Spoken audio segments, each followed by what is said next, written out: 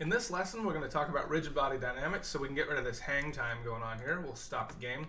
As you can see when you go to the scene view and let's click on our character, hit F to frame, he's off the ground already. He's basically walking on air. He's a pretty powerful legendary creature.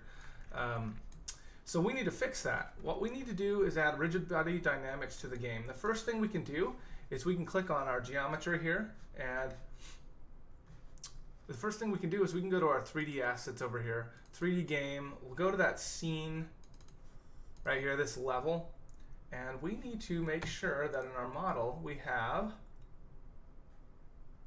generate colliders going on. That means that all the geometry will be solid, so you can't walk through them. And so we'll go ahead and press apply there, and it's going to generate a colliders for the scene.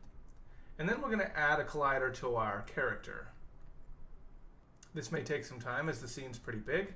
Okay, now that's done. So let's click on our character here. We're going to need to add a component. We're going to go to physics, not physics 2D, this is not a 2D game, physics, and we're going to go rigid body dynamics, rigid body. So now our character has a rigid body, and then we're also going to add a component, physics, and we'll go with a capsule collider. Okay, we'll need to edit that collider because it's in the wrong place. And okay, we can change this center here, and we need to move this center up a little bit. Let's go 0.7. Okay, let's go 0.8. What we're trying to do is get it right underneath his feet, 0.9. All right, because when you try to move it, it's going to move the whole character because it's attached to it. So there we go. Let's hit play and see what happens. Okay, he falls to the ground.